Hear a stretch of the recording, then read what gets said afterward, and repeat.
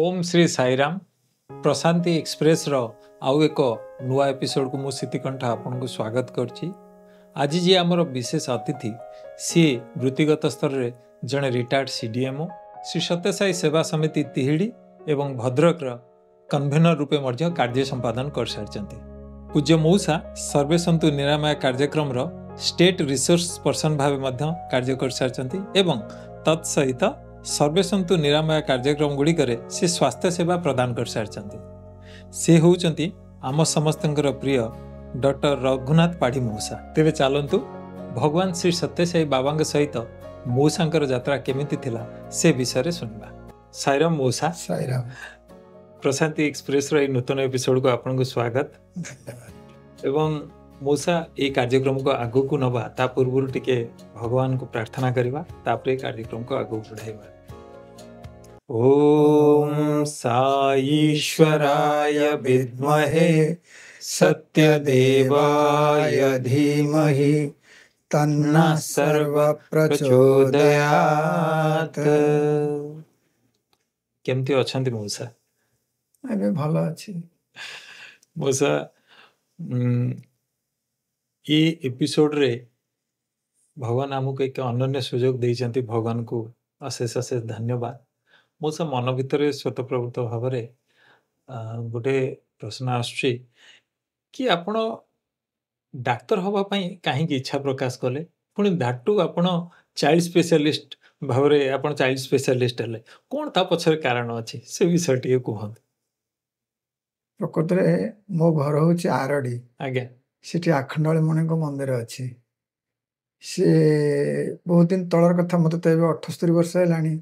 मो पिला दिन देखिछि अनेक रोगी से माने आसी के ठाकुर पाख आखंडाली पाखरे अध्या पड़ती ताको रोग पई मास मास धरि रहंती।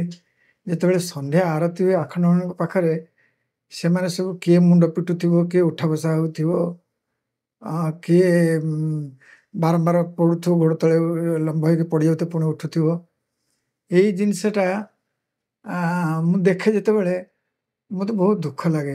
मु अनेक थर से समय भगवान को प्रार्थना करे जे प्रभु ये समस्त रोग मते हेता कि एमाने समस्त भल हो जाते कि ये जिनसटा मु बहुत थर देखिछि।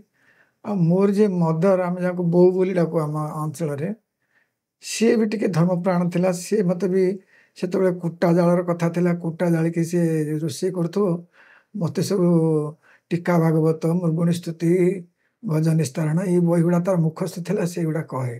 अच्छा तेणु यही जो शुणिकी मोर पिला दिन लो केमती यही मानकर किसी कष्ट को मु निवारण को बाटे करि परिबि। जदि डाक्तर कथा मु सेते बसे बसे भाबि नथिले किंतु गोटे उद्देश्य थिला केमती माने कष्ट निवारण रे मु सहाय्य करिवि। जेतेबेले पढ़ी वेली तापरे जानली जे +2 सेतेबेले प्री यूनिवर्सिटी प्रिपरेशन थिला। तापरे मेडिकल पढ़िले डाक्तर ही पारि बोली मने चिंता कले। किंतु पिला दिन रो एई जिनसटी मोर थिला जे लोक मानकर दुख देखि मु सही पाउ नथिले। सेति पई का मोर डाक्तर हेबार गोटे प्रवृत्ति हैला। आ जो पेडियाट्रिक स्पेशलिस्ट कथा कहउजंती मोर केमती पिला दिन लो छोट पिला मान प्रति बहुत आग्रह थिला। मो आम घर जे पड़िसा ताकर जॉइंट फैमिली बहुत लोक गोटे कारण रो ताक घर सहित आम घर गोटे मकदमा लागिथिला। तेणु आम घर तांग घर भितर बहुत विरोधाभास थिला। किंतु ताक घर जेहेतु बड़ परिवार अनेक छोट छोट पिला थांती कलिया पिला भी थांती जो माने घर बाहर न थांती। मते पिला मानक पई एते भल लागे जे मु लुचि के तांग घर जाके पिला को धरे तापर आम घर आसी माड़ खाई जे तू काहे सेटिक जाइथिलो। आज्ञा आज्ञा। तेणु पिला मानक भल पाइबा सेटा गोटे मोर सहजात प्रवृत्ति थिला। एपरिक मु कहबि जे तळु मेडिकल एडमिशन नेली फर्स्ट ईयर रे सेकेंड ईयर रोगी के साथ किसी संपर्क न थाए। सेतेबेले खाली आमे एनाटॉमी फिजियोलॉजी पढू। किंतु मु प्रतिदिन 4टा बेले जेतेबेले डाक्तरखाना क्लास सरी जाए अन्य माने जो जुआड जो बुली जातु मु पेडियाट्रिक वार्ड को बुलिबा को जाए। आज्ञा से जो पेडियाट्रिक वार्ड रे जो छुआ मान थांती सेतेबेले त केही डाक्तर नथिबे खाली नर्स मान थिबे। मु जाके सेही मान पाखर बुली के प्रतिदिन आसे। मोर बहुत आग्रह थिला छोट पिला पई। तेणु मु जेतेबेले एमबीबीएस पास करके चाहिए पीजी करवा लगी पेडियाट्रिक पीजी कली। ଆପଣ ପେଡିଆଟ୍ରିକରେ ପିଜି କଲେ ମାନେ ନ୍ୟାଚୁରାଲି ଯୋଉ ପିଲାଙ୍କ ପ୍ରତି ଗୋଟେ ଆପଣଙ୍କର ଭଲ ପାଇବା ଥିଲା ମନ ଭିତରେ ଯୋଉ ଥିଲା ସେ ଇଏଟା ପୁଣି ଆପଣ ସେ ଦିଗକୁ ଅଟୋମେଟିକ ଟାଣିନେଲା ଟାଣିନେଲା। କି ମୁଁ ଏଇଟା ଭଗବାନଙ୍କର ହୁଏତ ଦୟା ହେଇପାରେ, କିନ୍ତୁ ମୋର ତ ସେଇଟା ସ୍ୱାଭାବିକ ଭାବରେ ଥିଲା। ସେଟା ମନ ଭିତରେ ଥିଲା ମାନେ ଯାହା ହଉ ଯେ ମାନେ ଗୋଟେ ପିଲାବେଳୁ ଗୋଟେ ଆଧ୍ୟାତ୍ମିକ ପରିବେଶରେ ଆପଣ ଗ୍ରୋନ୍ ଅପ୍ ହେଲେ ଏବଂ ଆଧ୍ୟାତ୍ମିକ ପରିବେଶ କହିବାକୁ ଗଲେ ଏଇ ପରିସ୍ଥିତି ଏବଂ ମୋ ବୋଉ, କିନ୍ତୁ ତା ଛଡ଼ା ଗାଁର ସାମାଜିକ ସ୍ଥିତି ଭଲ ନଥିଲା, ଏବେ ବି ନାହିଁ। ଆରଡି କଥା ଯଦି କେହି ଆପଣ ଯାଇଥିବେ ଜାଣିଥିବେ, ସେଥିପାଇଁ ମୋର ବି ମନରେ ଗୋଟେ ସଂଘାତ ହୁଏ ଯେ ଇଏ ଏଭଳି ପରିସ୍ଥିତିରେ ଏଇ ଲୋକମାନଙ୍କୁ ବି ଗ୍ରାମର ପୁରୋହିତ ମାନେ କି ଯେଉଁ ବ୍ରାହ୍ମଣ ମାନେ ଠକିବାକୁ ପଶ୍ଚାତପଦ ହେଉନଥିଲେ। ସେଥିପାଇଁ ମନରେ ବି ଗୋଟେ ଦ୍ୱନ୍ଦ୍ୱ ଆସେ ଯେ ତାଙ୍କର କେମିତି ଟିକେ ଦୟାଭାବ ଆସୁନି ଏଭଳି ଲୋକଙ୍କ ପ୍ରତି। କିନ୍ତୁ ସେଇଟା ବି ମୋତେ ସାହାଯ୍ୟ କରିଛି ହୁଏତ ଯେ ମୁଁ କେମିତି ସେମାନଙ୍କ ସେବା କରିବାକୁ ଆଗେଇ ଯିବି। ସେବା କରିବା ପାଇଁ ଭଗବାନଙ୍କର ବ୍ଲେସିଂସ୍ ଆପଣ ଗୋଟେ ଏମିତି ଶୈବ ପୀଠରେ ଜନ୍ମ ନେଲେ ଭଗବାନଙ୍କର ନ୍ୟାଚୁରାଲି ନିଶ୍ଚିତ ଭାବରେ ବ୍ଲେସିଂ ଆଉ ପୁଣି ଭଗବାନଙ୍କର ପୂଜକ ପରିବାରରେ ଆପଣ ଜନ୍ମ ନେଲେ ଏବଂ ଯୋଉ ଭଗବାନଙ୍କ ସହିତ ଯୋଉ ଆଧ୍ୟାତ୍ମିକତା ସହିତ ଆପଣ ଗ୍ରୋନ୍ ଅପ୍ ହେଲେ ଏବଂ ଏଭଳି ଜଣେ ମା ଆପଣଙ୍କୁ ମିଳିଲେ ଯିଏ ଆପଣଙ୍କ ହାତ ଧରି କଢ଼େଇ ନେଲେ ଏବଂ ଆଧ୍ୟାତ୍ମିକତା ଜିନିଷ ବିଷୟରେ ସିଏ ଆପଣଙ୍କୁ ସେତେବେଳେ ସେ ଜିନିଷ ଶିକ୍ଷା ଦେଲେ ଯୋଉଟା ପରବର୍ତ୍ତୀ ଷ୍ଟେଜରେ ଆପଣଙ୍କର ପୁଣି ମଧ୍ୟ ସେଇଟା କାମରେ ଆସିଲା। ଖୁବ୍ ମାନେ ସୁନ୍ଦର ଅନୁଭୂତି ମୂଷା।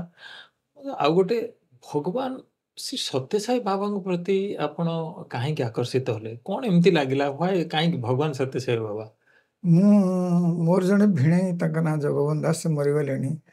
ସେ ରାଉରକେଲାରେ ଚାକିରି କରିଥିଲେ। ସେ ଯେତେବେଳେ ଆମ ଘରକୁ ଆସନ୍ତି, ସେ ହେଉଛନ୍ତି ଶ୍ରୀମା ଶ୍ରୀ ଅରବିନ୍ଦଙ୍କର ଡିଭୋଟି।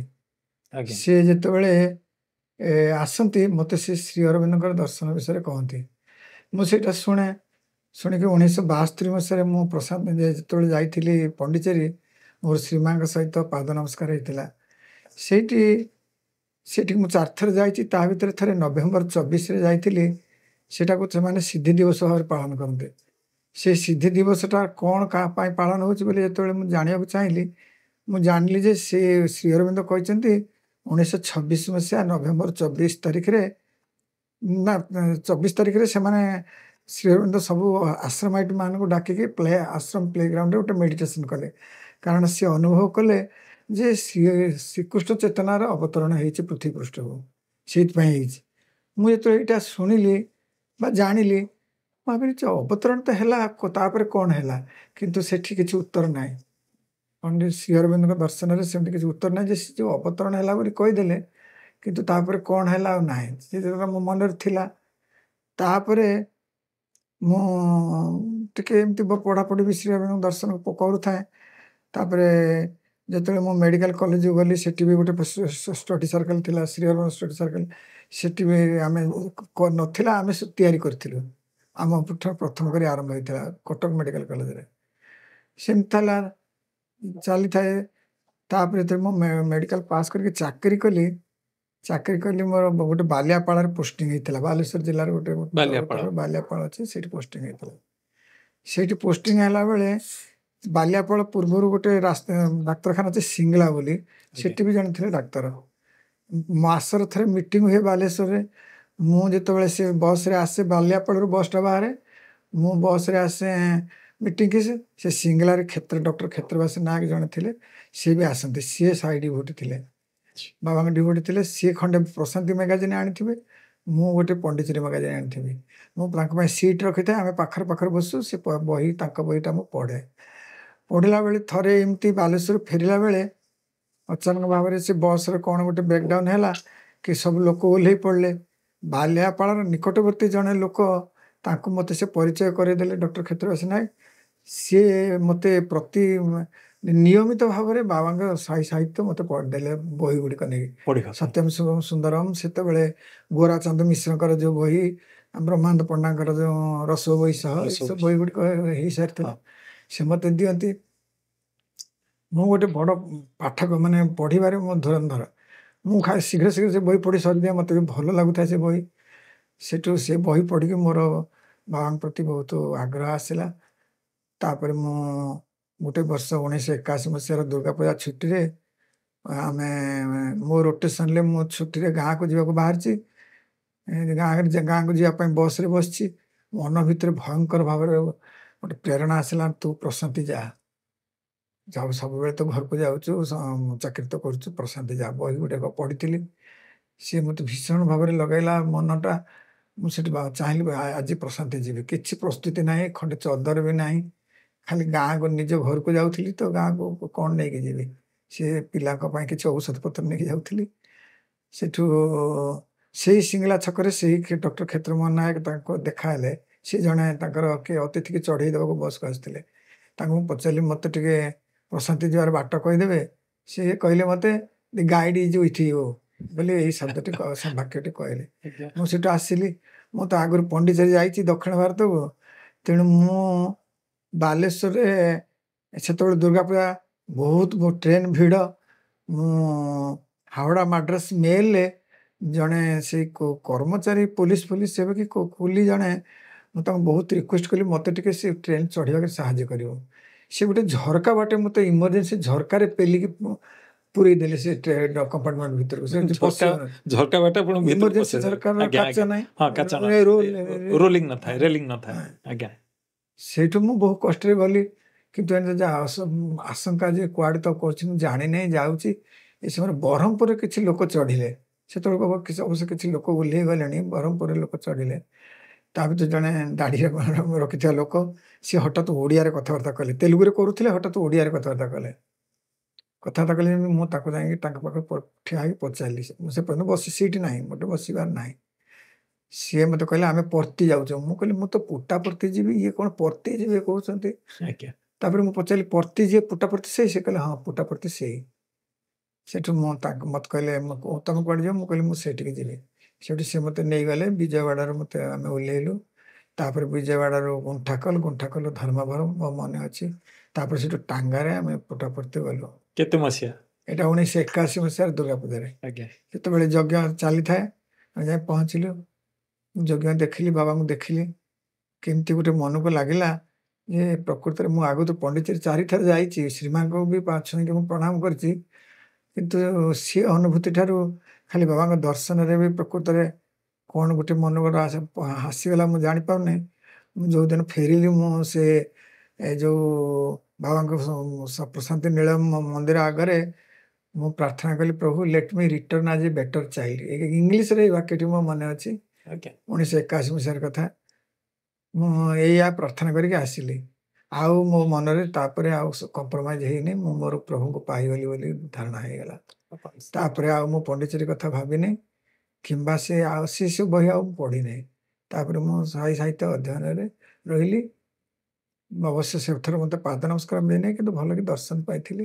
ଯଜ୍ଞ ହେଉଥାଏ, ମୁଁ ମନ୍ତ୍ର ଗୁଡ଼ିକ ବହୁ ପରିମାଣରେ ଶୁଣିଥିଲି। ମୋ ମନ୍ତ୍ର ଗୁଡ଼ିକ ପ୍ରତି ବି ଆଗ୍ରହ ଆସିଥିଲା। ପର୍ଟିକୁଲାରଲି ଯେଉଁଟା ମନ୍ତ୍ର ପୁଷ୍ପ ମନ୍ତ୍ରଟାକୁ ଯାଇକି ଯେତେ ମୁଁ ଭଲକି ଶୁଣିଛି ସେଠି ପ୍ରଥମ ଯିବାରେ, ଉପାମ ପୁଷ୍ପମ ବେଦା ପୁଷ୍ପବାନ ପ୍ରଦାବାନ ପଶୁମାନ ଭବତି। ସେଇ ମନ୍ତ୍ରଟା ମୁଁ ଭଲକି ଶୁଣିଛି। ସେଠି ମନ୍ତ୍ର ପ୍ରତି ବି ଟିକେ ଆଗ୍ରହ ଆସିଲା। ତାପରେ ମୁଁ ଫେରି ଆସିଲି ପ୍ରଶାନ୍ତିରୁ। ମୁଁ ସାର୍ ଯେଉଁ ପ୍ରଥମ ଦର୍ଶନ ଥିଲା ଭଗବାନ ଶ୍ରୀ ସତ୍ୟସାଇ ବାବାଙ୍କର, ତାର ଅନୁଭୂତି କେମିତି ଥିଲା? ଦେଖନ୍ତୁ, ଅନୁଭୂତି ତ ହୃଦୟର କଥା, ତାକୁ ବି ଭାଷାରେ ପ୍ରକାଶ କରିବା ଡିଫିକଲ୍ଟ। ମୁଁ ତ ବାନ୍ଧି ହେଇଗଲି। ଆଉ ଭାବିଲି ଯେ ନାନ୍ୟ ପନ୍ଥା ବିଦ୍ୟତେ ନାହିଁ, ଆଉ କିଛି ବାଟ ନାହିଁ, ମୋତେ ଏଇଠି ହିଁ ବସିବାକୁ ପଡ଼ିବ। ଅନ୍ୟଥା ଶରଣଂ ନାସ୍ତି। ହଁ, ଅନ୍ୟଥା ଶରଣଂ ନାସ୍ତି। ତେଣୁ ମୋତେ ମୁଁ ତ କହୁଛି ଯେ ମୁଁ ପଣ୍ଡିଚେରୀ ଯାଇଛି, ଶ୍ରୀମାଙ୍କ ଦର୍ଶନ ପାଇଛି, ସେମିତି ଅନୁଭୂତି ହେଇନଥିଲା। ଆଉ ଏଇଠି ଖାଲି ଦର୍ଶନରେ ସେମିତି ହେଇଗଲା। ତେଣୁ ମୁଁ ସେଇଠି ତ ବନ୍ଧା ପଡ଼ିଗଲି। ଆଉ ବାଟ ପାଇନାହିଁ ଯେ ଆଉ ଥରେ ପଛକୁ ଫେରିବାକୁ ଚାହିଁନାହିଁ। ମୂଷା ଭଗବାନ ବାବାଙ୍କର ତ ଆପଣଙ୍କୁ ଦର୍ଶନ ମିଳିଲା ଭଗବାନ ବାବାଙ୍କର। ତାପରେ ସେ ସତ୍ୟସାଇ ସେବା ସଂଗଠନ ସହିତ ଆପଣଙ୍କୁ ଜଡ଼ିତ ହେବାର କେବେ ସୁଯୋଗ ମିଳିଲା? ମୁଁ ପ୍ରଶାନ୍ତରୁ ଫେରିଲା ପରେ ମୋତେ ବାଲିଆପାଳରୁ ବସ୍ତାକୁ ଟ୍ରାନ୍ସଫର ହେଇଗଲା। ବସ୍ତାରେ ଯଦି ସେଠି ଟିକେ ସଂଗଠନ ଥିଲା, କିନ୍ତୁ ମୁଁ ସେଇ ସମୟରେ ସିଲେକ୍ସନ୍ ହେଇଗଲା ମୋର ପିଜି ପାଇଁ। କିନ୍ତୁ ସେଇ ବର୍ଷ ବନ୍ୟା ହେଇଥିବାରୁ, ଯଦିଓ ମୋର ପିଜି ପାଇଁ ହେଇଯିବା କଥା ବସ୍ତାରୁ ପିଜି କରିବା ପାଇଁ SC ମେଡ଼ିକାଲ କଲେଜରେ, କିନ୍ତୁ କିଛି ଦିନ ରହିବାକୁ ପଡ଼ିଲା। ସେ ସମୟରେ ବନ୍ୟା ହେଇଥିଲା ବୋଲି ଗଭର୍ଣ୍ଣମେଣ୍ଟ ରିଲିଫ୍ କଲାନି। ସେଇ ସମୟରେ ବସ୍ତାରେ ଯେଉଁ ସଂଗଠନ ଥିଲା ସେଇଠି ମୁଁ ଟିକେ ଅଳ୍ପ ଦିନ ପାଇଁ ଥିଲି। ସୁଖ କେବଳ ଭଜନରେ ଆଟେଣ୍ଡ କରୁଥିଲି, ଆଉ କିଛି ସଂଗଠନ କାମ କରିନାହିଁ। କିନ୍ତୁ ଯେତେବେଳେ ପିଜି କରିବାକୁ ମୁଁ ଆସିଲି ଏସ୍ସି ମେଡ଼ିକାଲ କଲେଜକୁ, ସେଇଠି ମୁଁ ଯେଉଁ ରହିଲି କଟକ ସମିତି ସହିତ ମୋର ସଂଗଠନ ସହିତ କଟକ ସମିତିର ଯେଉଁ କାର୍ଯ୍ୟକ୍ରମ ସେଇଥିରେ ମୁଁ ସମ୍ପୃକ୍ତ ହେଇଗଲି। ମୁଁ ମେଡ଼ିକାଲ କଲେଜରୁ ଯାଇକି କଟକ ସମିତିରେ ନଗର ସଂକୀର୍ତ୍ତନ କରେ, ଭଜନ କରେ। ସେଠି ଯେଉଁ ସେବା କାର୍ଯ୍ୟ ହୁଏ ଡାକ୍ତର ହିସାବରେ ସବୁ କରିଛି। ଅନ୍ୟାନ୍ୟ ଯେଉଁ ସଫେଇ କାର୍ଯ୍ୟ ସବୁ ହୁଏ ଇଏ କଟକ ସମିତି ଜରିଆରେ ସେ ସମୟରେ ମୁଁ କରିଛି। ଏବଂ ସେତେବେଳେ ଯେଉଁ ବଡ଼ ଭାଇମାନେ ଥିଲେ ଅର୍ଜୁନ ଚରଣ ବେହେରା, ହରିଶ ଚନ୍ଦ୍ର ମହାନ୍ତି, ସେମାନେ ସବୁ ଭଲ ଆଲୋଚନା କରନ୍ତି, ସତ୍ସଙ୍ଗ ହୁଏ। ସେସବୁ ସବୁ ଶୁଣି ଶୁଣିକି ଆହୁରି ବେଶୀ ଆଗ୍ରହ ବଢ଼ିଗଲା। ତେଣୁ କଟକ ସମିତିରେ ମୋର ସମ୍ପୂର୍ଣ୍ଣ ବେଶୀ ପରିମାଣରେ ସଂଗଠନ ସହିତ ମୁଁ ସମ୍ପୃକ୍ତ ହେଲି। ସଂଗଠନ ସହିତ ଜଡ଼ିତ ହେବାର ସୁଯୋଗ ମିଳିଲା। ଉଷା, ଇଏ ତ ଆପଣ ଶ୍ରୀ ସତ୍ୟସାଇ ସେବା ସଂଗଠନ ଓଡ଼ିଶା ସହିତ ଭଗବାନ ଆପଣଙ୍କୁ ସୁଯୋଗ ଦେଲେ ଜଡ଼ିତ ହେବାର। କେବେ ଆପଣଙ୍କୁ ଆଜ ଏ ଡକ୍ଟର ଭାବରେ ବା ଆପଣ ପ୍ରଶାନ୍ତି ନିଳୟମରେ କେବେ ମାନେ ସେବାର ସୁଯୋଗ କେବେ ଆପଣଙ୍କୁ ସେ ସୌଭାଗ୍ୟ କେବେ ମିଳିଛି? ପ୍ରଶାନ୍ତି ନିଳୟମରେ ଯେଉଁ ପର୍ଟିକୁଲାରଲି ମୁଁ ତ ଡାକ୍ତର ହିସାବରେ ଏତେ ଛୁଟି ପାଏନି। ମୁଁ 1985 ମସିହାରେ ଯେଉଁ 60th ବାର୍ଥଡେ ସେଲିବ୍ରେସନ୍ ହେଇଥିଲା, ୱାର୍ଲଡ କନଫରେନ୍ସ ବି ହେଇଥିଲା। ସେଠିରେ ଯେଉଁ ହେଲ୍ଥ କ୍ୟାମ୍ପ ହେଇଥିଲା ସେଇଟା 18 ତାରିଖରୁ ଆରମ୍ଭ ହୁଏ, 24-25 ଯାଏଁ ହୁଏ। ସେଇଟା ମୁଁ ଆଟେଣ୍ଡ କରିଥିଲି। ଏବଂ ତାପରେ ଯେତେ ଥର ୱାର୍ଲଡ କନଫରେନ୍ସ ହେଇଛି 2010ରେ ବି ଯାଇଥିଲି। 2010ରେ ବି ୱାର୍ଲଡ କନଫରେନ୍ସ ହେଇଥିଲା। ସେ ପର୍ଯ୍ୟନ୍ତ ମୁଁ ସବୁ ୱାର୍ଲଡ କନଫରେନ୍ସରେ ଯେଉଁ ହେଲ୍ଥ କ୍ୟାମ୍ପ ହୁଏ ମୁଁ ସେ ସବୁ ଆଟେଣ୍ଡ କରିଛି ହେଲ୍ଥ କ୍ୟାମ୍ପ। ଆଚ୍ଛା। କାହିଁକିନା ମୋର ମନେ ଅଛି ଯେ ହେଲ୍ଥ କ୍ୟାମ୍ପରେ ତ ବିଭିନ୍ନ ରାଜ୍ୟର ଲୋକ ଆସିଥିବେ। ଆମକୁ ସବୁ ତେଲୁଗୁର ଶବ୍ଦ ଗୁଡ଼ାକ, କାଶ ହେଉଛି, ଦଗୁ, ମାନେ ସେ ଗୋଟେ ପ୍ରିଣ୍ଟ କରିକି ଦେଇଥିବେ ଯେ ତେଲୁଗୁ ଶବ୍ଦ ଏଇଆ, ତାର ଇଂଲିଶଟା ଏଇଆ। ରୋଗୀ ଆସିକି ତେଲୁଗୁରେ କହିବେ, ତମେ ବୁଝିବ, ଇଂଲିଶରେ ଲେଖିକି ଦେଇଥିଲେ। ଆଉ ସେଠି ଅନ୍ୟାନ୍ୟ ଷ୍ଟେଟ୍ରୁ ଅନ୍ୟାନ୍ୟ ବାହାରୁ ବି ଡାକ୍ତରମାନେ ଆସନ୍ତି। ସବୁ ଆମେ ସେମାନଙ୍କ ସାଙ୍ଗରେ ବସିକି ଏକାଠି ସବୁ ହେଲ୍ଥ କ୍ୟାମ୍ପ କରୁଥିଲୁ। ଗୋଟେ 85, 90, 95, 2000, 2005, 2010 ଏତିକି ୱାର୍ଲଡ କନଫରେନ୍ସରେ ଯେତିକି ହେଲ୍ଥ କ୍ୟାମ୍ପ ହେଇଛି ମୁଁ ଆଟେଣ୍ଡ କରିଛି। ସେଠି ଆପଣ ଆଟେଣ୍ଡ କରିଛନ୍ତି। ତାପରେ ଆପଣ ଯେହେତୁ ଭଗବାନ ଆପଣଙ୍କ ଦ୍ୱାରା ଜଣେ, ମାନେ ଆମେ ସମସ୍ତେ ଚୁଜେନ୍ ୱାନ୍, ଯେହେତୁ ଭଗବାନଙ୍କ ମାନେ ଆମକୁ ଶରଣ ମିଳିଛି। ଆପଣ ଓଡ଼ିଶାରେ ଆମର ଯେତେବେଳେ ଆପଣ ବିଭିନ୍ନ ଜାଗାରେ ନ୍ୟାଚୁରାଲି ଆପଣଙ୍କୁ ପୋଷ୍ଟିଂ ମିଳିଥିବ, ଡକ୍ଟର ହିସାବରେ ଆପଣ ବଦଳି ହେଇଥିବେ, ବିଭିନ୍ନ ଜାଗାରେ ଆପଣଙ୍କୁ ସୁଯୋଗ ମିଳିଛି। ଆପଣଙ୍କୁ ହେଲ୍ଥ କ୍ୟାମ୍ପ ଉପରେ ଓଡ଼ିଶାରେ କରିବାର କେମିତି ଭଗବାନ ଆପଣଙ୍କୁ ସୁଯୋଗ ଦେଇଛନ୍ତି, ସେ ବିଷୟ ଟିକେ କୁହନ୍ତୁ। ମୋତେ ଯଦି ସେ କଥା କହିବେ, ମୁଁ କହିବି ଯେ ମୁଁ ଅନେକ ଜାଗାକୁ ଟ୍ରାନ୍ସଫର ହେଇଛି। ଏପରିକି କେଉଁଠି କ'ଣ ଡିଷ୍ଟର୍ବାନ୍ସ ହେଲେ ମୁଁ ସେଠିକି ଟ୍ରାନ୍ସଫର ହେଇ ତାକୁ କାଢ଼ିଦେବେ, ମୋତେ ସେଠି ପଠାଇବେ। ମୁଁ ବାବାଙ୍କର ଯେଉଁ 10-fold ପାଥ୍ ଟୁ ଡିଭିନିଟିରେ ଅଛି, don't take bribe, don't give bribe, obey the law of the land, ଏ ଦୁଇଟା ଅଛି। ମୁଁ ଭଗବାନଙ୍କର ସେଇଟା ପୁରାପୁରି ମାନିଛି। 35 ବର୍ଷ ଚାକିରି ଭିତରେ ମୁଁ 17ଟା ଷ୍ଟେସନ ବୁଲିଛି। ତେଣୁ ମୋତେ ଯୁଆଡ଼େ ଟ୍ରାନ୍ସଫର ହୁଏ ମୋର ସିଧା ଭଗବାନଙ୍କୁ ଡାକିକି ଚାଲିଯାଏ। ସେଇ ହିସାବରେ ଯିବା ଭିତରେ ଯେଉଁଠି ମୁଁ ଅଛି, ମନେ କରନ୍ତୁ ମୁଁ SCBରୁ ପାସ୍ କଲା ପରେ ମୋର ଡାଇରେକ୍ଟ ପୋଷ୍ଟିଂ ହେଲା ପ୍ରତାପପୁର। ସେଠି କରଞ୍ଜ ସମିତି ଅଛି। କରଞ୍ଜ ସମିତିରେ ମୁଁ ଆକ୍ଟିଭ ୱାର୍କର ଥିଲି। ବହୁତ ଭଲ ଭାବରେ ସେଠି ବହୁତ ଭଲ ଭାଇ ମାନେ ଥିଲେ। ବାଲିଆପାଳ ଭିତରକୁ ସେ କରଞ୍ଜ ସମିତିଟା, ସେଠି ମୁଁ ବହୁତ ଭଜନ ସତ୍ସଙ୍ଗ ସେବା କାମ କରିଛି, ହେଲ୍ଥ କ୍ୟାମ୍ପ କରିଛି। ତାପରେ କରଞ୍ଜ ପରେ ମୋତେ ଭଦ୍ରକଟା ଟ୍ରାନ୍ସଫର ହେଲା। ଭଦ୍ରକର ଯେତେବେଳେ ମୁଁ ଆସିଲି ସେତେବେଳେ 1985 ମସିହା ଆମ ୱାର୍ଲଡ କନଫରେନ୍ସ ପାଇଁ ସବୁ ପୋଷିଗ୍ରାମର ସେବା କାର୍ଯ୍ୟ ଜୋରସୋର ଚାଲିଥାଏ। ସୁଶୀଲ ଭାଇ ଥାନ୍ତି ଡିଷ୍ଟ୍ରିକ୍ଟ ପ୍ରେସିଡେଣ୍ଟ। ମୋତେ ଏକା ନେଇକି ବି ଆମେ 2 ଜଣ ଯାଇକି ବି ହେଲ୍ଥ କ୍ୟାମ୍ପ ଠାରୁ ଆରମ୍ଭ କରିକି ଅନ୍ୟାନ୍ୟ କ୍ୟାମ୍ପ ବି ସବୁ ସଫେଇ ବି ଆମେ କରିଛୁ। ଆଉ ଅନ୍ୟମାନେ ବି ଯାଆନ୍ତି ବେଳେବେଳେ ଆମେ 2 ଜଣ ବି ଯାଉ। କେଉଁଠି ସତ୍ସଙ୍ଗ ହେବ ମୋତେ ସେ ସ୍କୁଟରରେ ବସେଇକି ନେଇଯିବ, ତୁ କିଛି କହିବୁ ମୁଁ କିଛି କହିବି। ଏସବୁ ସେତେବେଳେ ବହୁତ ଜୋର ହେଉଥିଲା। ସେତେବେଳେ ଭଦ୍ରକ ଜିଲ୍ଲା ହେଇନଥିଲା, ବାଲେଶ୍ୱର କମ୍ବାଇଣ୍ଡ ଜିଲ୍ଲା ହେଇଥିଲା। ତେବେ ଭଦ୍ରକରେ ବହୁତ ଆଡପ୍ଟେଡ୍ ଭିଲେଜ ଥିଲା, ସେଗୁଡ଼ାକରେ କାମ କରିଥିଲେ। ତାପରେ ମୋର ଟ୍ରାନ୍ସଫର ହେଲା ପାରିକୁଦକୁ ସ୍ପେଶାଲିଷ୍ଟ ହେଇକି। ସେଠି କିଛି ସ୍କୋପ୍ ନାହିଁ, କାହିଁକିନା ସେଠି ନଥିଲା କିଛି ସଂଗଠନ କାର୍ଯ୍ୟକ୍ରମ।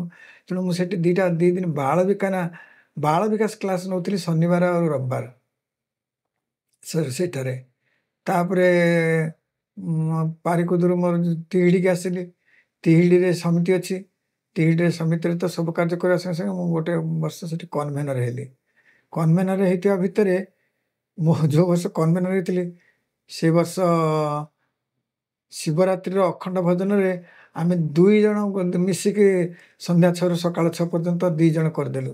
ତାଙ୍କ ନାଁ ପଞ୍ଚନୟନ ବିଶ୍ୱାଳ। ମୋତେ ଯିଏ ସହଯୋଗ କରିଥିଲେ ସିଏ ଦିବଙ୍ଗତ ଆଉ ନାହାନ୍ତି। ଆମେ 2 ଜଣ ମିଶିକି କରିଥିଲୁ। ତା ଛଡ଼ା ମୁଁ ସେଠି କନଭେନର ଥିଲାବେଳେ ସେଠି ରାସ୍ତା କଡ଼ରେ ରେଷ୍ଟ ସେଡ୍ 3ଟା ତିଆରି ହେଇଥିଲା। ତାକୁ ବି ସେତେବେଳକାର ବଡ଼ ଭାଇନା ରାଜ୍ୟ ସଭାପତି ବ୍ରହ୍ମାନନ୍ଦ ପଣ୍ଡା ଯାଇକି ଉଦ୍ଘାଟନ କରିଥିଲେ। ତିହିଡ଼ି ପରେ ଭଣ୍ଡାରୀ ପୋଖରୀ, ଧାମନଗର, ଯଦିଓ ମୋର ପୋଷ୍ଟିଂ ହେଇଛି କିନ୍ତୁ ମୁଁ ଭଦ୍ରକରୁ ଯିବା ଆସିବା କରୁଥିଲି। ତେଣୁ ସେହି ସମୟରେ ମୁଁ ଭଦ୍ରକ ସମିତିର କାର୍ଯ୍ୟଗୁଡ଼ିକ କରୁଥିଲି ସମିତି ଜରିଆରେ। ତାପରେ ଭଣ୍ଡାରୀ ପୋଖରୀରୁ ମୋର ପୋଷ୍ଟିଂ ହେଲା ଚାରିଛକ। ଚାରିଛକରେ ଥିଲାବେଳେ 1999 ମସିହାରେ ମହାବାତ୍ୟା ହେଇଥିଲା। ମହାବାତ୍ୟାରେ ଆମର ସେ ଭୁବନେଶ୍ୱର ପୁରୀରୁ ଯାଇକି ସମୁଦ୍ର କୂଳରେ କ'ଣ ସେ ଜାଗାଟା ମନେ ପଡ଼ୁନି, ଯେଉଁଠି ମଙ୍ଗଳା କାକଟପୁର ସେଠି ହେଇଥିଲା ହେଲ୍ଥ କ୍ୟାମ୍ପ ନା କ୍ୟାମ୍ପ କରିକି ଲୋକମାନଙ୍କୁ ଖାଇବା ପିଇବା ଦିଆହେଇଥିଲା। ମୁଁ ତ ହସ୍ପିଟାଲ ଛାଡ଼ିକି ଯାଇପାରିବିନି, ମୋ ସ୍ତ୍ରୀ ଯାଇଥିଲା। କିନ୍ତୁ ସେଇ ଯେଉଁ ବାତ୍ୟା ପରେ ମୋର ଗୋଟେ ଅନୁଭୂତି ଅଛି ଯେ ହସ୍ପିଟାଲରେ ଆସିକି ପାଖଆଖ ଗାଁର ଲୋକମାନେ ଗାଈ ଗୋରୁକୁ ଧରିକି ଆସିକି ସେ ହସ୍ପିଟାଲରେ ରହିଲେ ବାତ୍ୟା ସମୟରେ। ସେ ହଗି ମୁତିକି ଗୋବର ଫୋବରରେ ଭର୍ତ୍ତି ହେଇଥାଏ ସେ ହସ୍ପିଟାଲ। ସେ ସମୟରେ ତାପରେ ଯେତେବେଳେ 2 ଦିନ ପରେ ସେମାନେ ସବୁ ଚାଲିଗଲେ, ଆମର ଯିଏ ସୁଇପର ଥିଲେ ହସ୍ପିଟାଲର ସେ ସ୍ୱାମୀ ସ୍ତ୍ରୀ 2 ଜଣ ଯାକେ ଥିଲେ। ତା ଦେହରେ ସ୍ତ୍ରୀ ପୁରୁଷଟି ଯିଏ ସେ ରୋଗା, ତାର ଗୋଟେ ୟୁରିନ୍ ବ୍ୟାଗ୍ ସବୁବେଳେ ଝୁଲିଥିବ ଅଣ୍ଟାର, ତାମାନେ ତାର ପ୍ରୋବ୍ଲେମ ଥିଲା ୟୁରିନାରୀ ବ୍ଲଡରେ। ସେ କିଛି କାମ କରେନି, ତା କାମ ସବୁ ତା ସ୍ତ୍ରୀ କରେ। ତେଣୁ ସେ ଏକଟା ପାରିବନି, କେହି ହସ୍ପିଟାଲକୁ ଚିକିତ୍ସା ବି ହେଇପାରିଲା ନାହିଁ। ମୋର ବିଶ୍ୱାସ, ଆପଣ ବିଶ୍ୱାସ କରିବେ ନାହିଁ, ମୁଁ ଆଗେ 2ଟା ଗାମୁଛା, ଗୋଟେ ଗାମୁଛା ପିନ୍ଧିଲି, ଗୋଟେ ଗାମୁଛା ମୁଣ୍ଡରେ ଭିଡ଼ି ଦେଇକି ଚାଲିଗଲି ହସ୍ପିଟାଲକୁ ସଫା କରିବି। ଏକା ମୁଁ ଆଗେ ପ୍ରଥମେ ଗଲି। ମୋତେ ସେତେବେଳେ ଡକ୍ଟର କୁମରବର ସାହୁ ଥିଲେ ଇନଚାର୍ଜ। ମୋତେ ସେ ଦୂରରୁ ଦେଖିଲି, କହିଲି ପାଢ଼ୀ କ'ଣ ଏମିତି ବେଶରେ ଯାଉଛି। ସେଠୁ ଯାଇକି ମୁଁ ଆରମ୍ଭ କଲି। ତାପରେ ସବୁ ଷ୍ଟାଫ୍ ଆସିଲେ, 8-10 ଘଣ୍ଟା ଭିତରେ ପୁରା ହସ୍ପିଟାଲଟା ସଫା ହେଇଗଲା। ସେଟା ଗୋଟେ ସୁନ୍ଦର ଅନୁଭୂତି ମୋର ଅଛି। ବୋଧେ ମୁଁ ଆରମ୍ଭ ନ କରିଥିଲେ କ'ଣ ହେଇଥାନ୍ତା, କିନ୍ତୁ ମୋ ଆନନ୍ଦଟା ମୁଁ ପାଇଲି ଯେ ମୁଁ ତାକୁ ଆଟେମ୍ପ ନେଲି ବୋଲି ସେଟା ସଫା ହେଲା। ତାପରେ ନିମାପଡ଼ା ସମିତିକି ମୁଁ ଯାଇକି ଅଖଣ୍ଡ ଭଜନ ଆଟେଣ୍ଡ କରେ। ତାପରେ ଭଜନ ମଣ୍ଡଳୀ ସେତେବେଳେ ଥିଲା, ଆଉ ସେମାନଙ୍କୁ ବି ଆଣିକି ମୁଁ ହସ୍ପିଟାଲରେ ସଫେଇ କାର୍ଯ୍ୟ କରିଛି, ତାଙ୍କୁ ଇନଭାଇଟ୍ କରିକି ଆଣିକି। ତାପରେ ଚାରିଛକରୁ ମୋର ଟ୍ରାନ୍ସଫର ହେଲା କୋମନା, ସେଟା ନୂଆପଡ଼ା ଡିଷ୍ଟ୍ରିକ୍ଟରେ। ସେଠି ପାଖରେ ଥିଲା ଗୋଟେ ବୁଦ୍ଧି କୋମନା ବୋଲି ଗୋଟେ ଭଜନ ମଣ୍ଡଳୀ, ସେଠି ମୁଁ କାମ କରିଛି। ତାପରେ ସେଇ ସମୟରେ ଡିଷ୍ଟ୍ରିକ୍ଟ କନଫରେନ୍ସ ବି ଉଦ୍ୟାନ ବନ୍ଧରେ ହେଇଥିଲା, ମୁଁ ସେଥିରେ ଭାଗ ନେଇଛି। ନୂଆପଡ଼ା, ହଁ ନୂଆପଡ଼ା ଉଦ୍ୟାନ ବନ୍ଧ। ସେଠି ନୂଆପଡ଼ା ନୂଆ ଡିଷ୍ଟ୍ରିକ୍ଟ ହେଲା, ପ୍ରବୀଣ ପଣ୍ଡା ତା ଦେହରେ ହେଇଥିଲେ ପ୍ରଥମ ଡିଷ୍ଟ୍ରିକ୍ଟ ପ୍ରେସିଡେଣ୍ଟ।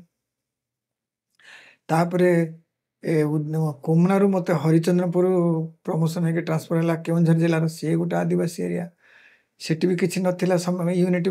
କିନ୍ତୁ କେଉଁଝର ସମିତି ଆଉ ଘଟଗାଁ ଭଜନ ମଣ୍ଡଳୀ ଏ 2ଟି ସହିତ ମୁଁ ବହୁତ ସମ୍ପୃକ୍ତ ଥିଲି। ସବୁ ହେଲ୍ଥ କ୍ୟାମ୍ପ କରିଛି, ଭଜନ ଆଟେଣ୍ଡ କରିଛି, ନଗର ସଂକୀର୍ତ୍ତନ ଆଟେଣ୍ଡ କରିଛି, ସତ୍ସଙ୍ଗ କରିଛି। ତାପରେ ସେଠୁ ପୁଣି ଆସିଲି ତିହିଡ଼ିରେ ଅଳ୍ପ ଦିନ ରହିଛି, ମୋତେ ପୁଣି ନୂଆପଡ଼ା ଟ୍ରାନ୍ସଫର ହେଇଗଲା। ନୂଆପଡ଼ାରେ ସେଠି ଭଜନ ମଣ୍ଡଳୀ ଅଛି। ସବୁଠି ଭଜନ ମଣ୍ଡଳୀ ପ୍ରାୟ ମୁଁ ଯୋଉଠିକି ଯାଇଛି ଭଜନ ମଣ୍ଡଳୀ ଅଛି। ଯୋଉଠିକି ଆପଣ ଯାଇଛନ୍ତି ଅର୍ଗାନାଇଜେସନ ସହିତ ପୁରା ସଂଶ୍ଳିଷ୍ଟ। ସବୁଠାରୁ ମଜା ଜିନିଷ ହେଲା ଗୋଟେ ପରିସ୍ଥିତିକୁ, ମାନେ ଗୋଟେ ଡିଫିକଲ୍ଟ ସିଚୁଏସନକୁ ଅପରଚ୍ୟୁନିଟିରେ କେମିତି କନଭର୍ଟ କରିହେବ ସେବା ମାଧ୍ୟମରେ, ସେଇ ଜିନିଷଟା ଆମକୁ ମାନେ ଦେଖ, ଯେମିତି ଗୋଟେ ହସ୍ପିଟାଲରେ ମୁଁ ଜଣେ ଡାକ୍ତର, କିନ୍ତୁ ଆପଣ ଡାକ୍ତର ଭାବରେ ସେଠି ବସିକି ରହିଲେନି, ଏ ଜିନିଷଟା ହେଇଛି ମାନେ ୟା ଉପରେ କରେକ୍ଟିଭ ଆକ୍ସନ ଦରକାର। ତୁରନ୍ତ ଗାମଛା ପିନ୍ଧିଲେ, ମୁଣ୍ଡ ଉଡ଼ିଲେ, ଯେମିତି ଆପଣ ଲାଗିଯାଇଛନ୍ତି, ଆରମ୍ଭ କରିଛନ୍ତି, ସବୁ ଷ୍ଟାଫ ମାନେ ସେଠି। ତ ନ୍ୟାଚୁରାଲ ଭାରି ମାନେ ଇନ୍ସପାୟାରିଂ ଜିନିଷ ଇଏ ମଉସା। କେବଳ ଭଗବାନ ବାବା ହୃଦୟରେ ରହିକି ସେ ଇଙ୍ଗିତ ଦେଉଥାନ୍ତି ବୋଲି ମୋତେ ଲାଗୁଥାଏ, ନହେଲେ ଏଇଟା କରିହବନି କିଛି। ଏ ଜିନିଷ କରିବା ସମ୍ଭବପର ନୁହଁ। ସୁନ୍ଦର ଅନୁଭୂତି ମଉସା।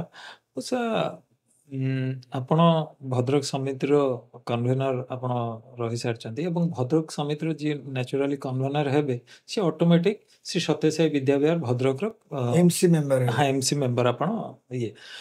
से समय जो जो काम होता जो भगवान को सर्व कर सेवा भगवान को जो सुजोग आपण भगवान देइथिले सेवा करबा तार अनुभूति विषय टिके कहते ମୁଁ 2008ରେ ଯାଜପୁର ସିଡିଏମ୍ ହେଇକି ରିଟାୟାର କଲି।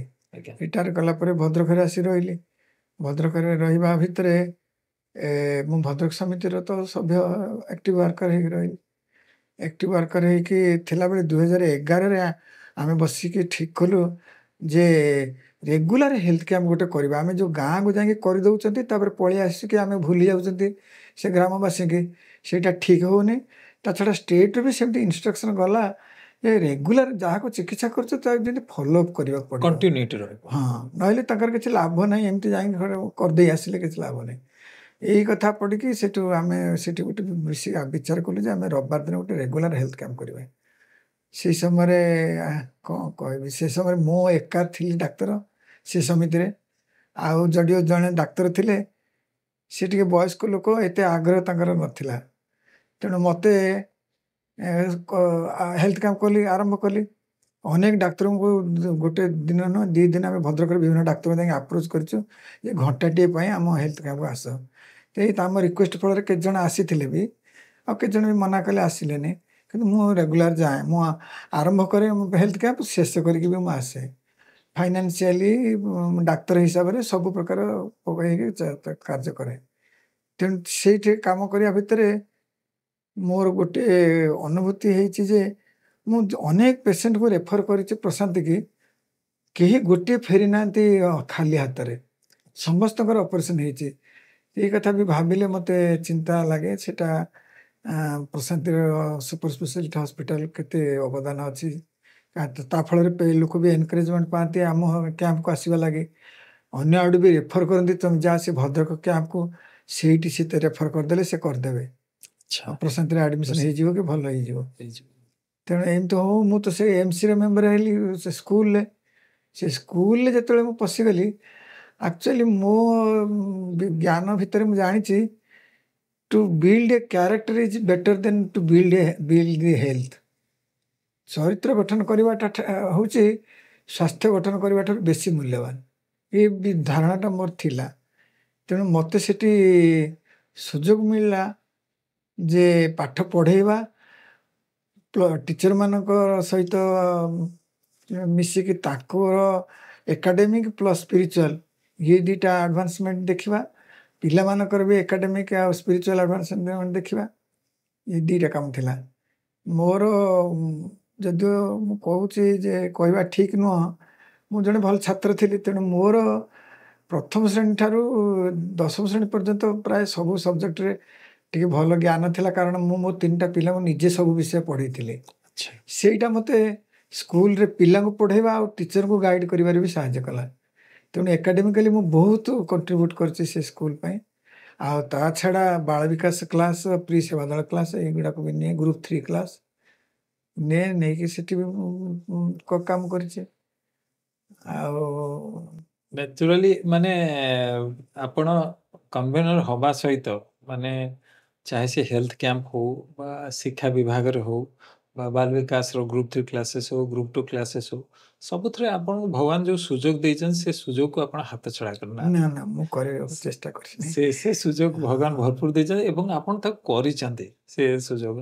ଆଉ ରେୟାରେଷ୍ଟ ଅଫ୍ ଦ ରେୟାର ଯେଉଁ ଭଗବାନ ଆମକୁ ନ୍ୟାଚୁରାଲି ଯେଉଁ ସୁଯୋଗ ଦେଇଛନ୍ତି, ଆମେ ସେ ସୁଯୋଗ ହାତ ଛଡ଼ା କାହିଁକି କରିବା ବି, କାରଣ ସିଏ ତ ଯୁଗ ଅବତାର ଭଗବାନ ଯାହା କହିଛନ୍ତି ଆମକୁ ସେ ତ ହୃଦୟ ଭିତରେ ବସି ହୃଦୟ ପ୍ରେରଣା ଦଉଛନ୍ତି। ପ୍ରେରଣା ଦେଉଛନ୍ତି ଏବଂ ଆମେ ସେ କାମ କରି କରି ଚାଲିଛନ୍ତି, ତାଙ୍କର ସେବା କରି କରି ଚାଲିଛନ୍ତି।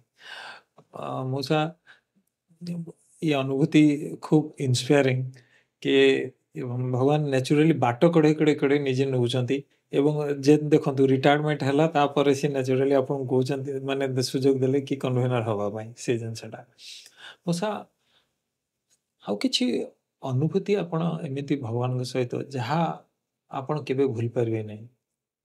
हाँ, सेमती अनुभूति अच्छी, किंतु मु बहुत थर भगवान प्रार्थना करछि, प्रभु मत तो यही अनुभूति देइछ, एटा तमठो तुम करुणारू एटा हेला ना आकस्मिक भाव रे हेला।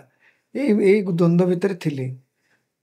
दिने बाबांकर गोटे बाणी पढ़िली, ताकर जोटा अच्छी संस्कार ଲିଡ୍ସ ଟୁ ଚମତ୍କାର, ଲିଡ୍ସ ଟୁ ସଂସ୍କାର, ଲିଡ୍ସ ଟୁ ପରୋପକାର, ଲିଡ୍ସ ଟୁ ସାକ୍ଷାତକାର।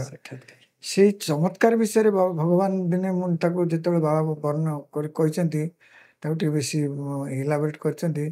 ସେଠି ସେ କହିଛନ୍ତି ଯେ ଭକ୍ତ ଅନେକ ଲୋକଙ୍କ ନିକଟରେ ପାଖରେ ଚମତ୍କାର ହୁଏ, ଅପ୍ରତ୍ୟାଶିତ ଭାବରେ ଗୋଟେ ଘଟଣା ଘଟିଯାଏ, ସେ ଭାବନ୍ତି ହେଇଗଲା, କିନ୍ତୁ ପ୍ରକୃତରେ କିଛି ହୁଏନି ଭଗବାନଙ୍କ କରୁଣା ବିନା। ତେଣୁ ଯେତେବେଳେ ଏଇଟା ମୁଁ ପଢ଼ିଲି, ତେଣୁ ଯେଉଁଗୁଡ଼ିକ ମୋ ଜୀବନରେ ଘଟିଥିଲା ମୁଁ ତାକୁ ଧରି ନେଲି ଯେ ଭଗବାନଙ୍କ କରୁଣା ଯେଉଁ ହେଇଛି। ତା ଦେହରୁ ଗୋଟେ ଉଦାହରଣ ଦେବି ଯେ ମୁଁ ଭଣ୍ଡାରୀ ପୋଖରୀରେ ଡାକ୍ତର ଥିଲାବେଳେ ମୋର ଇମର୍ଜେନ୍ସି ଡ୍ୟୁଟି ପଡ଼େ। ମୁଁ ଭଦ୍ରକରୁ ତ ଯିବା ଆସିବା କରୁଥିଲି, ତେଣୁ ସେଠି କୌଣସି କ୍ୱାର୍ଟରରେ ରହୁନଥିଲି। ଇମର୍ଜେନ୍ସି ଦିନ ମୁଁ ଜଣେ ବନ୍ଧୁଙ୍କ ଜଣେ କର୍ମଚାରୀଙ୍କ ଘରେ ଯାଇକି ରୁମ୍ରେ ରୁହେ। ସେ ବ୍ୟାଚଲର, ତାଙ୍କ ଯେଉଁଠି ରାତିରେ ରହେ ଖାଲି ଗୋଟେ ପାଗଳଙ୍କ ପରି ଭଗବାନଙ୍କ ବିଷୟରେ ଖାଲି କହେ। ଆଉଟଡୋର ବି ଯଦି ବସିଥିବି, ଆଉ ଜଣେ ଡାକ୍ତର ଥିବ, ରୋଗୀ ଯଦି ନଥିବେ ବି ଭଗବାନଙ୍କ ବିଷୟରେ କହେ। ଏଇଟା ବି ବୋଧେ ଏଇଟା ମୋର ଧାରଣା ଯେ ଅନେକ ସାଇଡ୍ ଡିଭୋଟିଙ୍କର ସେ ପାଗଳାମି ଥିବ। ସେ ମୁଁ ମୋର ତାକୁ ଗପୁଛି, ସିଏ ତାର ଖଟ ପକେଇ ଶୋଇଛି। ସେଠି ଗୋଟେ ଦୌଡ଼ିଆ ଖଟଟେ ଅଛି, ଷ୍ଟିଲ୍ ଫ୍ରେମ୍ର ଗୋଟେ ଦୌଡ଼ିଆ ଖଟ। ମୁଁ ଏଇଟା ମଝିରେ ପଡ଼ିଛି। ସିଏ ବାରମ୍ବାର ମଝିରେ ମଝିରେ ମୋତେ କହୁଛି, ସାର୍ ଆପଣ ସେ ଲଙ୍ଗ ବେଞ୍ଚଟା କାନ୍ଥ ପାଖକୁ ପଡ଼ିଛି, ତାକୁ ବୁଲେଇ ଦେଇକି ଇଏ ଷ୍ଟିଲ୍ ଫ୍ରେମ୍ର ଦୌଡ଼ିଆ ଖଟଟାକୁ କାନ୍ଥ ପାଖକୁ ଲଗେଇ ଦିଅନ୍ତୁ। ଏଇଠି ପଡ଼ିଛି ତ ପଡ଼ିଛି, କାହିଁକି ଲଗେଇବି? କିନ୍ତୁ ମୋତେ ସେ ବାରମ୍ବାର ଇନସିଷ୍ଟ କଲା। ଯେମିତି ଇନସିଷ୍ଟ କଲା, ପିଲା ଲୋକ କହୁଛି ଟିକେ ମାନିବା, ୟା କହିକି ମୁଁ ସେ ଲଙ୍ଗ ବେଞ୍ଚଟା ଘୁଞ୍ଚେଇ ଦେଇକି ଇଏ ଷ୍ଟିଲ୍ ଫ୍ରେମ୍ର ଦୌଡ଼ିଆ ଖଟଟାକୁ ମୁଁ କାନ୍ଥ ପାଖକୁ ଘୁଞ୍ଚେଇ ଦେଲି। ସେଇଦିନ ରାତିରେ ସେ ଗୋଟେ ଲମ୍ବା ଉଷା ଫ୍ୟାନ୍ ବଡ଼ ଲାଗିଛି, ତାର ରଡ଼, ଆଜବେଷ୍ଟସ୍ ଘର, ସେଇଠୁ ଝୁଲିଛି। ସେଇଦିନ ସେ ଖସିଲା। ସେ ଖସିଲା। ଯଦି ସେଇଠି ଶୋଇଥାନ୍ତି, ଯେଉଁଠି ଥିଲା ଖଟ, ନିଶ୍ଚିତ ଭାବରେ ମୁଁ ମରିଥାନ୍ତି, କାହିଁକିନା ତା ଯେଉଁ ବଡ଼ିଟା ସେଇଟା ମୋ ଛାତିରେ ପଡ଼ିଥାନ୍ତା କିମ୍ବା ମୁଣ୍ଡରେ। କିନ୍ତୁ ସେ ଫ୍ୟାନ୍ର ଯେଉଁ ବ୍ଲେଡ଼ଟା ମୋ ଷ୍ଟିଲ୍ ଫ୍ରେମ୍ରେ ବାଜିକି ବଙ୍କା ହେଇଗଲା, ବଡ଼ିଟା ତା ମୋ ସାଇଡ଼ରେ ତଳେ ପଡ଼ିଲା। ତେଣୁ ଏଇଟାକୁ ମୁଁ କେବେ କହିପାରିବିନି ଯେ ଆକସ୍ମିକ। ଆଉ ଥରେ ସେମିତି ଜଣେ ଲୋକ, ମୋର ଗୋଟେ ସଜନା ଗଛ ଥିଲା, ସିଏ ସାଁବାଳି ବହୁତ ହୁଅନ୍ତି, ବଡ଼ ଗଛଟା।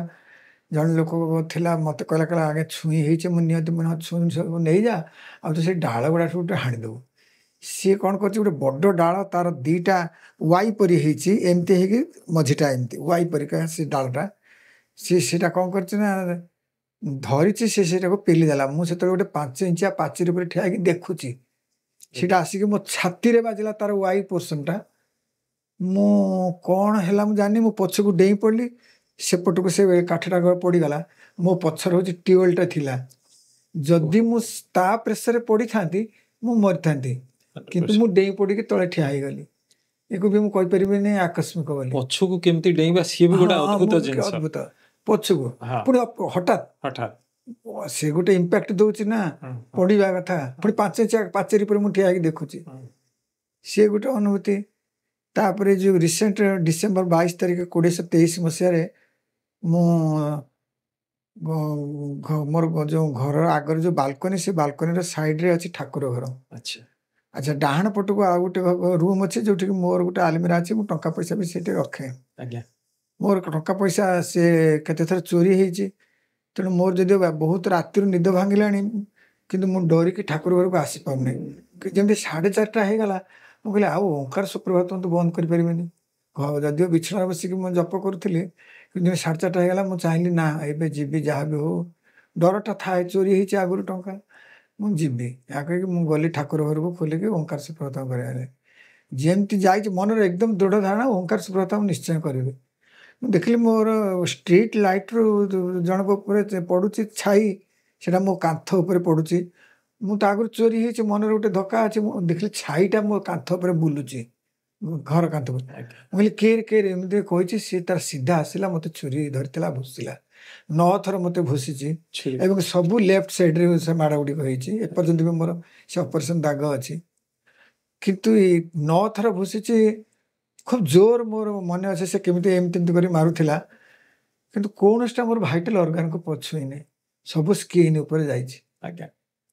ସେଇପଟରେ ହାର୍ଟ ଅଛି, ସେଇପଟରେ ଲିଭର ଅଛି, ସେଇପଟରେ ଇଣ୍ଟେଷ୍ଟାଇନ୍ ଅଛି, ସବୁ ଅଛି, ଲଙ୍ଗସ୍ ଅଛି ସେଇପଟର। କ'ଣ ଯେ ହେଇଥାନ୍ତା ମୁଁ ତ ଜାଣିନି, କିନ୍ତୁ 9 ଥର ମାଡ଼ରେ ବି ମୋର କେବଳ ଯାହା ସ୍କିନ୍ ଆଘାତ ହେଇଛି। ହୁଏତ ମୋର କର୍ମଫଳ ସେମିତି ଥିଲା ଭୋଗ କରିବାକୁ, ମୁଁ ବି ସେଇ ଭାବରେ ଗ୍ରହଣ କଲି। କେବେ ବି ମୁଁ ବିମୁଖ ହେଇନି ଭଗବାନଙ୍କ ପାଇଁ। ସେଥିପାଇଁ ଯେ ତମ ପାଇଁ ଯାଉଥିଲି ସେ ଓଙ୍କାର ଶପଥ କରିବା ପାଇଁ ମୋତେ ଗୋଟେ ଏତେ ବଡ଼ ଆଘାତ ଲାଗିଲା। ବରଂ ମୁଁ ଏମିତି ଗ୍ରହଣ କଲି, ପ୍ରଭୁ ମୋର କର୍ମଫଳଟା ଏତେ ଜୋର ଥିଲା, ତୋର କରୁଣାରୁ ଏତିକିରେ ହେଇଗଲା। ମୁଁ ଏଇଆ ପ୍ରକୃତରେ ଗ୍ରହଣ କଲି ଏବଂ ସେଥିପାଇଁ ବି ଗୋଟେ ଏକ୍ସଟ୍ରାକ୍ଟ ବାହାର କରିକି ମୁଁ ଆମ ସମିତିର ମେମ୍ବରମାନଙ୍କ ପାଖକୁ ହ୍ୱାଟ୍ସଆପ୍ରେ ପଠେଇ ଦେଇଥିଲି ଯେ କର୍ମଫଳ ଭୋଗିବାକୁ ଲୋକ ବାଧ୍ୟ, ଭଗବାନଙ୍କ କରୁଣା ସେଇଟା ବାବା ବି କହିଛନ୍ତି ସେଇ କଥାଟା କର୍ମଫଳ ଉପରେ, ସେଇଟା ମୁଁ ତାକୁ ପଠେଇ ଦେଇଥିଲି। ତେଣୁ ଏମିତି କେତେଥର ହେଇଛି ଅପ୍ରତ୍ୟାଶିତ ଘଟଣା। ଥରେ ମୁଁ ଗୋଟେ ପୋଖରୀରେ ବୁଡ଼ି ଯାଉଥିଲି, ସେତେବେଳେ ପହଁରା ଶିଖିନଥିଲି, ପିଲା ହେଇଥିଲି। ସେଟା ବହୁତ ଦିନ ପୂର୍ବର କଥା। ସେଟା ଯେତେବେଳେ ମୁଁ ବାବାଙ୍କୁ ଜାଣିନଥିଲି, ହୁଏତ ଭଗବାନ ତ କହନ୍ତି ସେ କେତେ ବର୍ଷର ଲୋକଙ୍କୁ କେତେ ସାକ୍ଷାତକାରରେ କହିଛନ୍ତି ତତେ ମୁଁ ଆର ଜନ୍ମରୁ ଜାଣିଛି, ତତେ ତାର ଆଗ ଜନ୍ମରୁ ଜାଣିଛି। ସିଏ ବି ରକ୍ଷା କରିଥିଲେ। ସେ ପୋଖରୀ ବୁଡ଼ିକି ମରିଯାଇଥାନ୍ତି, ଜଣେ ଲୋକ ଟାଣି ଆଣିଲା। ଏମିତି ଅନେକ ଅନୁଭୂତି ଅଛି ଯୋଉଟାକି ବିଶ୍ୱାସ କରି ଦୃଢ଼ କରିଛି ଯେ ଭଗବାନଙ୍କ କରୁଣା ବିନା ମୁଁ ଏପର୍ଯ୍ୟନ୍ତ ରହିପାରିନଥାନ୍ତି, ବଞ୍ଚିକି ରହିପାରିନଥାନ୍ତି। ଅନୁଭୂତି ମଉସା। ଆଉ ବିଭିନ୍ନ ଷ୍ଟେଜରେ ଭଗବାନ ନିଜେ ସ୍ୱୟଂ କେମିତି ରକ୍ଷା କରୁଛନ୍ତି। କର୍ମଫଳ ଆପଣ ଏଇ ଜିନିଷଟାକୁ ଗ୍ରହଣ ମାନେ କୋଉ ଭଳି ଭାବରେ ପଜିଟିଭ ଭାବରେ ନେଲେ ଏବଂ ଆମକୁ ମଧ୍ୟ ଶିକ୍ଷା ଦେଲେ କି ଜୀବନରେ ଯାହା ଘଟଣା ହେଉଛି ତା ଅର୍ଥ ନୁହଁ ଆମେ କର୍ମଫଳ ଭୋଗ କରିବା, ସିଏ ରହିବା, କିନ୍ତୁ ଭଗବାନଙ୍କୁ ଆମେ ଧରିକି ରଖିଥିବା ହଁ ହଁ ସବୁ ଷ୍ଟେଜରେ। ନାନ୍ୟ ପନ୍ଥା ବିଦ୍ୟତେ ନାହିଁ, ଆଉ କିଛି ବାଟ ନାହିଁ ନା। ବାଟ ନାହିଁ, ଭଗବାନଙ୍କୁ ଧରି ସେଇ ଭଗବାନ ପୁଣି ଇଏ ବି ତ କଲେ। ଆପଣ ନିଜେ ତ ଡାକ୍ତର, ମାନେ ଭାଇଟାଲ ଅର୍ଗାନ ଆମର ସବୁ ବାମ କଡ଼ରେ ବାମ ପଟରେ ଅଛି, ସବୁ ସେଇ ଚମ ଉପରେ ଗଲା, କୋଉଠି ଆଉ ମାନେ ଭିତରକୁ ସେଇ ଜିନିଷ କିଛି ଇଏ ହେଲାନି ଏବଂ ଆପଣ ସହସରେ ପୁଣି ଠିକ ହେଇଗଲେ। କିନ୍ତୁ ଭଗବାନ କ'ଣ କଲେ, ମୁଁ ଶୁଣିଥିଲି ଏ କଥାଟା, ଆପଣ କେତେ ଜଷ୍ଟିଫାଏ କରିପାରିବେ କି ଭଗବାନ କୁହନ୍ତି କି ଯଦି ଶାବଳଟେ ଇଏ ହବାର ଥିବ, ପଶିବାର ଥିବ, ସେଠି ଜାଗାରେ ଛୁଞ୍ଚିଟେ ପଶିବ। ତ କର୍ମଫଳକୁ ବି ଦୂରଉଛନ୍ତି ଏବଂ ତାଙ୍କର କ୍ଲୋଜର ଟୁ କ୍ଲୋଜର ସିଏ ଆମକୁ ଅଲୱେଜ ସବୁବେଳେ ଚେଷ୍ଟା କରୁଛନ୍ତି ନେଇକି ଯିବା ପାଇଁ। ପାଖକୁ ନେଇଯିବା। ଫ୍ୟାନର ଗଳିବା ହଉ, ଭଗବାନ ତାଙ୍କ ମା ମାନେ ସରସ୍ୱତୀ ହେଇ ତାଙ୍କ ସମ୍ମୁଖକୁ ଆସିକି ସେଇ ଜିନିଷ କହୁଛନ୍ତି କି ଏଟାକୁ ଘୁଞ୍ଚାଅ। ପୁଣି ସେକେଣ୍ଡ ଟାଇମ୍ ଏଠି ଆପଣ ରହିଛନ୍ତି, ସବୁ ଜିନିଷର ଗୋଟେ ସମୟ ଅଛି ଏବଂ ଆପଣ ହେଲା ପରେ ପୁଣି ଠିକ ହେଇକି ପୁଣି ମାନେ ରୋଗୀ ଦେଖୁଛି, ଜୀବନଯାତ୍ରା ଅବ୍ୟାହତ ଚାଲିଛି, ଏବେ ବି ପେସେଣ୍ଟ ଦେଖୁଛନ୍ତି ଏବଂ ସେଇ ଜୀବନ ସେଇ ପ୍ରକାର ଯୋଉ ପ୍ରକାର ଡିସିପ୍ଲିନ ମାନେ ଅନୁଶାସନ ସହିତ ଜୀବନ ଏବେ ମଧ୍ୟ ସେଇ ବଞ୍ଚୁଛନ୍ତି। ମୁଁ ରୋଗୀ ଦେଖୁଛି, ଫ୍ରି ଦେଖୁଛି, ବହୁତ ବଢିଆ, ଫ୍ରି ଦେଖୁଛି। ବହୁତ ଗରିବ, ମୋ ପାଖକୁ କେବଳ ଗରିବ, ମୁଁ ଯାହା ମାର୍କ କରୁଛି ବହୁତ ଗରିବ ଲୋକ ଆସୁଛନ୍ତି। ଆଜ୍ଞା ଆଜ୍ଞା। ମୁଁ ସାର୍ ଆଉ ଗୋଟେ ପ୍ରଶ୍ନ ମନ ଭିତରକୁ ଆସୁଛି, ଆପଣ CDO ଭାବରେ ରିଟାୟାର୍ଡ କରିଛନ୍ତି, ବିଭିନ୍ନ ଜାଗା ଟ୍ରାନ୍ସଫର ହେଇଛନ୍ତି। ଜଣେ ଡାକ୍ତରଙ୍କର ଜୀବନ, ଜଣେ ଡକ୍ଟରଙ୍କ ଜୀବନ ଭାରି ବ୍ୟସ୍ତବହୁଳ ଜୀବନ ଥାଏ। ମାନେ ସିଏ ତାପରେ ପାରିବାରିକ ଜୀବନ, ତା ପୁଣି ସଂଗଠନ ସହିତ ମଧ୍ୟ ଆପଣ ଜଡ଼ିତ ଥିଲେ। ଏଇ ତିନିଟା ଭିତରେ ସମନ୍ୱୟ କେମିତି ଆପଣ ରଖିପାରୁଥିଲେ?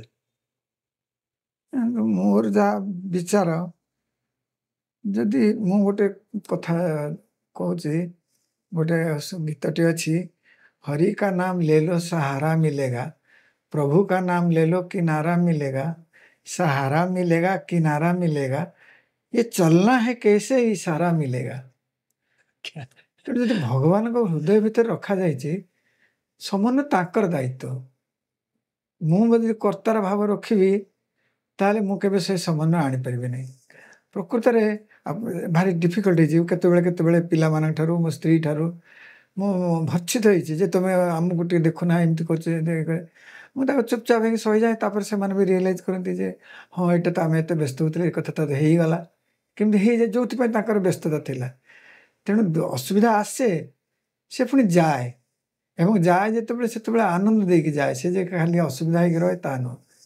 ତେଣୁ ଧୈର୍ଯ୍ୟ ଧରିକି ଯଦି ଭଗବାନଙ୍କୁ ସେମିତି ଶରଣାଗତ ହେବ ବା ନିର୍ଭର କରିବ, ସେ ସମନ୍ୱୟ ଆଣିଦେବେ ସିଏ।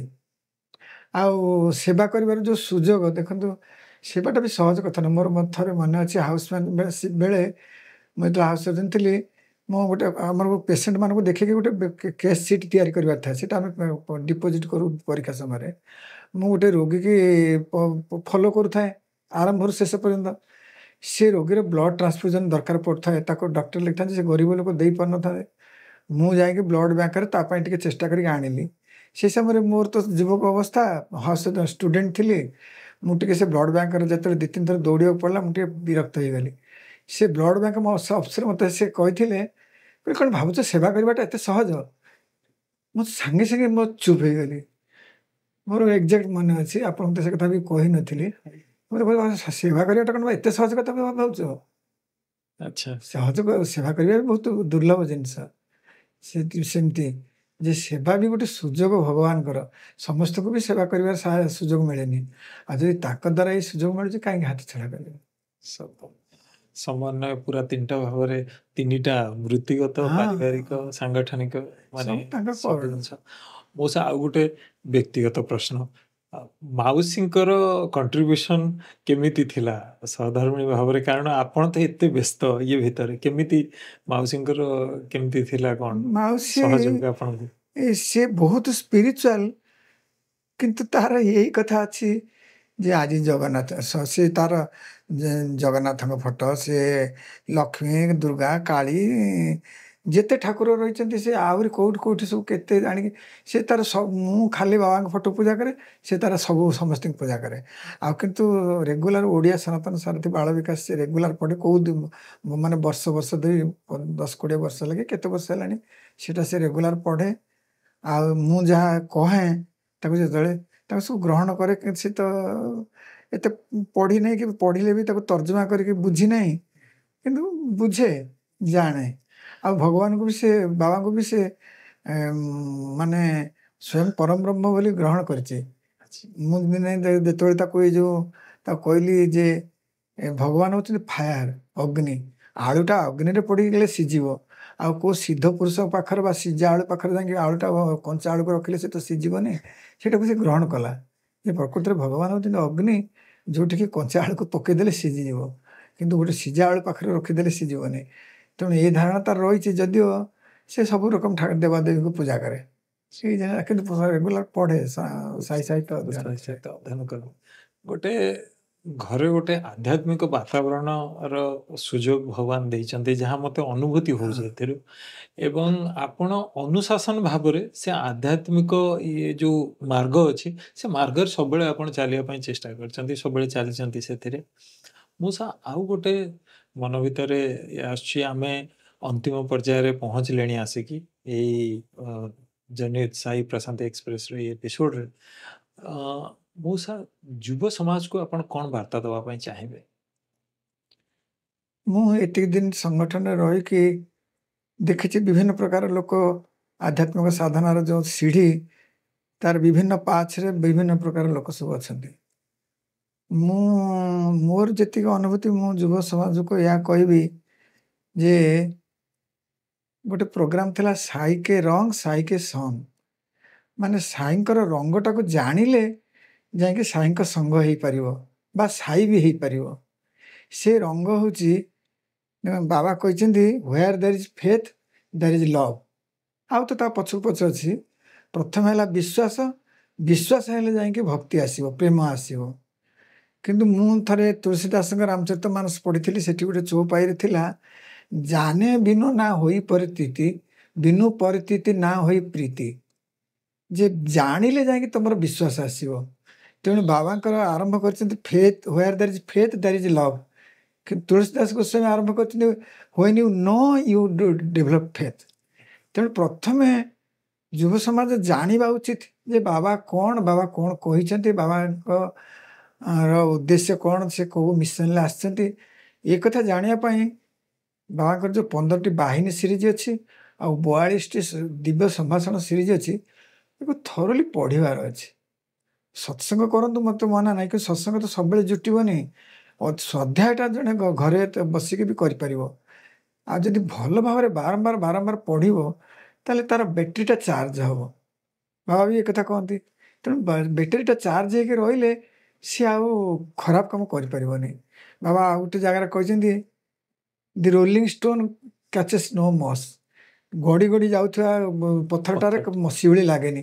ସେମିତି ମନଟା ଯଦି ବାବାଙ୍କର ଧର୍ମଶାସ୍ତ୍ର, ତାଙ୍କ ବାହିନୀ ସିରିଜ ଉପରେ ଗଡ଼ି ସବୁବେଳେ ଚାଲିବ, ତାହେଲେ ସେ ଯେଉଁ ସଂସାର ହେଲା, ସଂସାରର ଯେଉଁ ଜଞ୍ଜାଳ, ସେ ନିଜ ଘର ସଂସାର ହେଉ କି ବାହାରେ ସାଂଗଠନିକ ସଂସାର ହେଉ କି ପରିବେଶର ସଂସାର ହେଉ, ସିଏ ଆଉ ମାଡ଼ି ବସିବନି ତମ ମନକୁ। ମନଟା ସବୁବେଳେ ପବିତ୍ର ହେଇକି ରହିବ, ଯେହେତୁ ପ୍ରତିଦିନ ସେ କିଛି ସ୍ୱାଧ୍ୟାୟ କରୁଥିବ।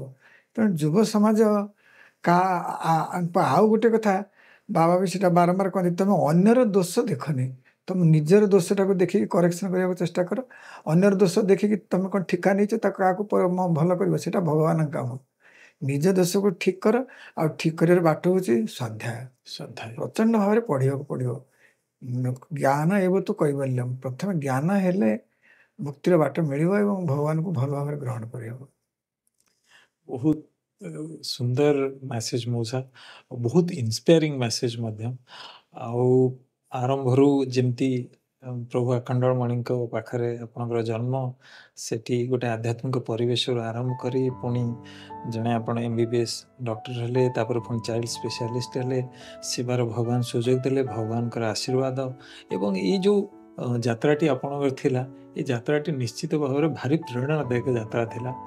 ମଉସା, ଭଗବାନଙ୍କୁ ମୁଁ ପ୍ରାର୍ଥନା କରିବି ଆପଣଙ୍କର ଭବିଷ୍ୟତର ଜୀବନ ସୁଖମୟ ଏବଂ ଆପଣ ସୁସ୍ଥ ସୁରକ୍ଷିତ ରୁହନ୍ତୁ, ପ୍ରଭୁଙ୍କ ପାଖରେ ପ୍ରାର୍ଥନା।